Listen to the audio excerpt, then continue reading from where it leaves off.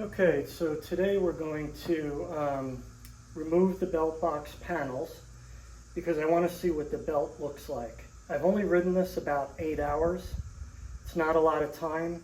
3 trips to Demon Run Trails, which is an ATV park. Tons of puddles, tons of mud, although I washed it pretty well.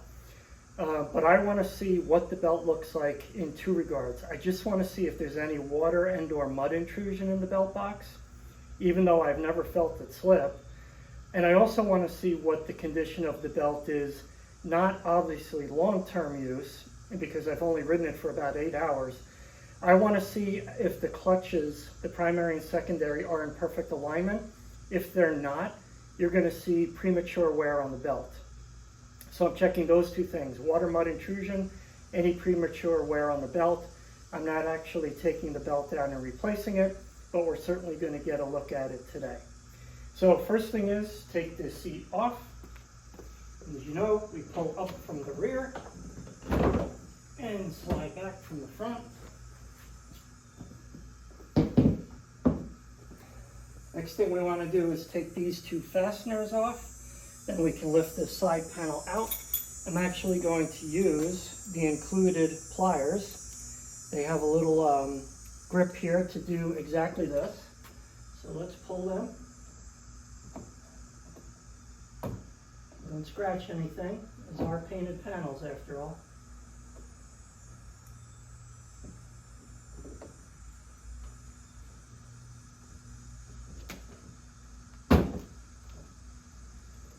Okay, and we pull this up and back, and off it goes. Side panel's already gone. It's 1 step. You'll note it gives access to the intake, which I still haven't figured out what I want to do with this, but important thing to note, look at the mud all over in here, okay? There's mud all over. I mean, a lot of this has been cleaned. I take the seat off and I clean it. It's still muddy, so clean mud. But anyway, you can tell that it's not going to be a difficult thing for mud and water to splash right in this intake, in this area. The challenge with doing something different is there's a metal guard here, and there's a metal guard here. That's why I haven't quite figured out what I want to do yet. But at least this does show that it's not a difficult thing to get water and mud right in the intake. Okay, next step. Okay, we need to take this push rabbit out from down here, bottom of the belt box. And as you can plainly see, I guess this wasn't really snapped in too well, but our next step would be lift these 2 tabs to get that off, but we did that already. Okay, next step. We're going to take the 2 lower fasteners off from the Footwell T27 Torx, and I think we need a 10 millimeter here. I'm going to start with the 10, no, actually it might be an 11 millimeter. So let's see how we do. And these are the 4 right here. They're very easy to get to. They're very, very easy to see. Very easy to remove. And I'll speed this up, the video, so that you're not watching me turn a wrench all day, 4 times in a row. But certainly for this first one, oops.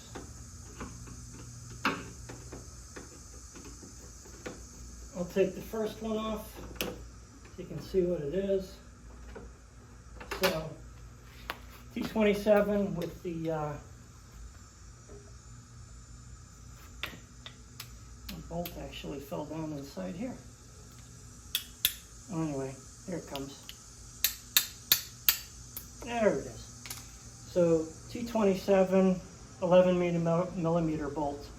I'm going to skip ahead because I've got 3 more to do and you don't need to see that. Okay, so we got the 4 T27s out with the associated bolts. There's 4 places. You saw me do 1, you didn't need to see me do the rest. Next up, we're going to take these fasteners out. They're also T27s, but they don't have a bolt on the back. They just have a clip. So we just need to remove these.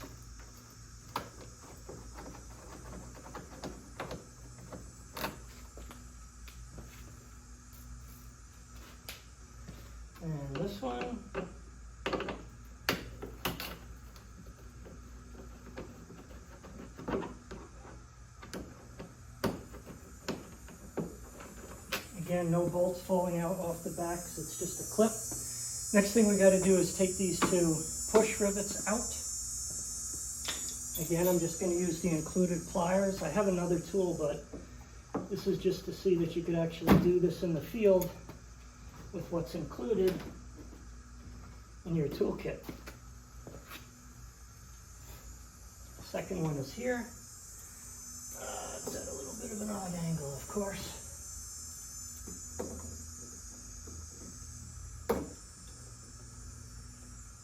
Okay, you don't need to see me struggle with that one. The angle is so odd. I'll pick it up again in a second.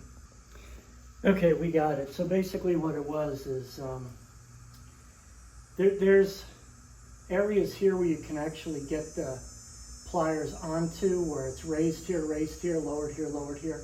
The problem is it was in like this, so you couldn't really get the pliers over there, so I just had to motivate it a little bit with a flathead screwdriver. It's no big deal. So now that we have the 4 T27s out, 2 T27s here, and the push rivets, we can actually now take out the entire footwell.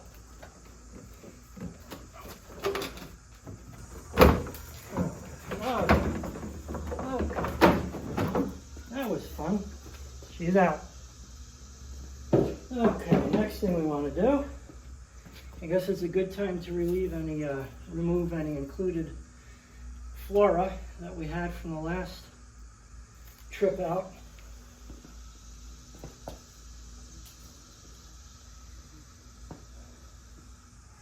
Next thing we want to do, we're going to need to loosen the intake here and the exhaust from back here. Very simple. I'm going to do some screwdrivers.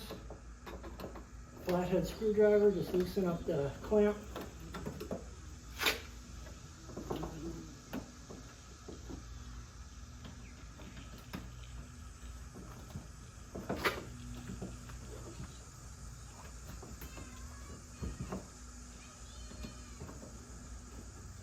Make sure your clamp is good and loose, but not completely off.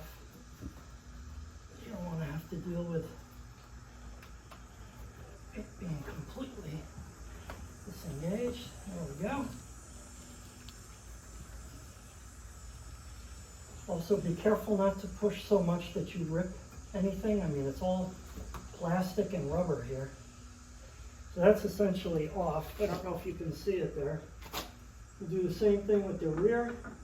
So remember, we're not removing it from the machine necessarily. We just need to get this cover free. Okay, same thing for the rear.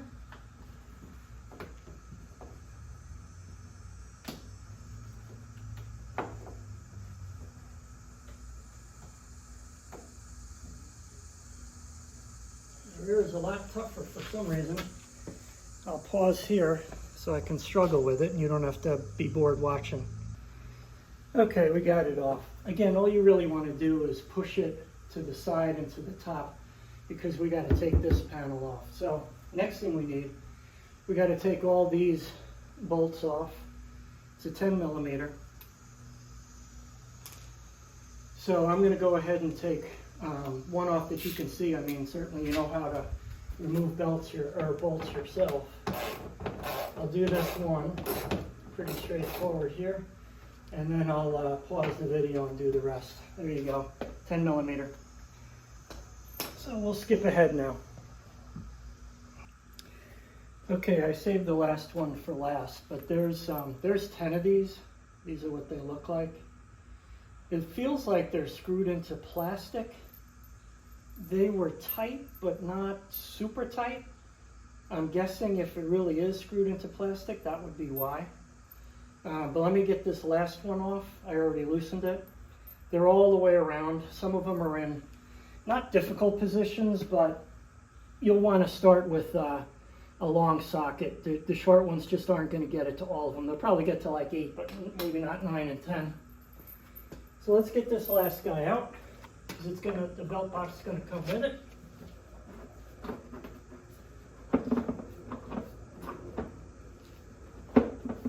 Okay. We're clear, but again, everything needs a little bit of motivation.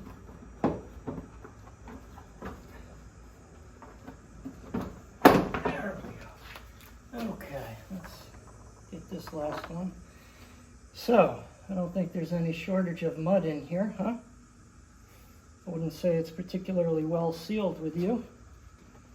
And look at all the mud everywhere. I mean, there's no place there wasn't mud, I guess. Everywhere. All right. You can also see there's mud. Look at the intake. I mean, let me actually bring you over to see this, because you'll want to see this up close. Have a look at that intake. There's plenty of stuff in there. I mean, anybody who says it's not coming in the intake, I don't think they're being too honest with you. There's plenty of stuff here. We're going to take this last cover off to get a better look at the belt. Right now, the belt and this clutch anyway look pretty good. That clutch looks pretty good, but you know, we're going to get that last piece off. I'll show you how to do it in just a sec. All right, let's get that last one off.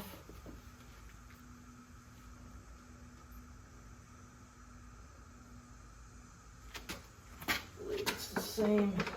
Yeah, feels like the same 10 millimeter.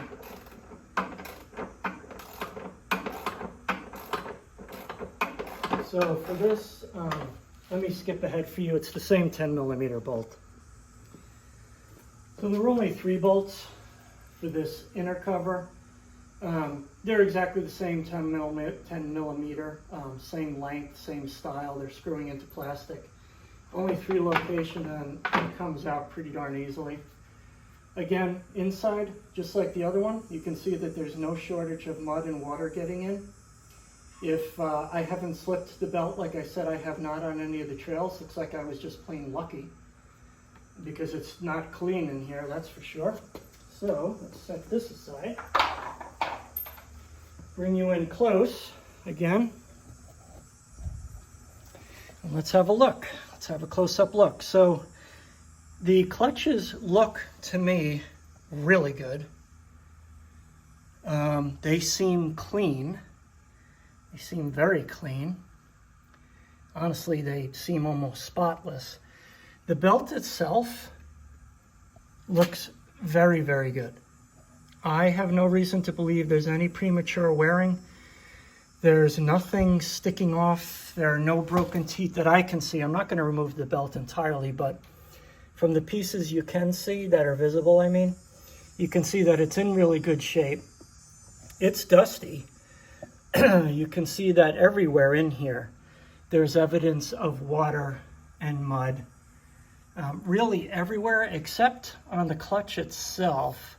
No, strike that. There's a little bit, I guess, with all the spinning, it cleans itself off pretty well. But really, the belt itself, there is no premature wear. Looks fine, which tells me the clutches are in perfect alignment. If they were not, if one was a little bit in versus the other, you'd see fraying where the belt was unnecessarily stressed because of a lack of alignment. That part's fine, that's good news. Bad news is no shortage of water and mud. We're proving that today in a whole bunch of different ways. Yet at the same time, like I mentioned earlier, I've never felt the belt slip at all. I've never had an issue coming out of mud holes. So draw your own conclusions. There's definitely water and mud intrusion. There is no doubt. The clutches on my machine are well aligned. The belt is in excellent shape. To my knowledge, it's never slipped, and I've gone through some deep stuff. So again, there it is. I'll put it all back together and get ready for the next video.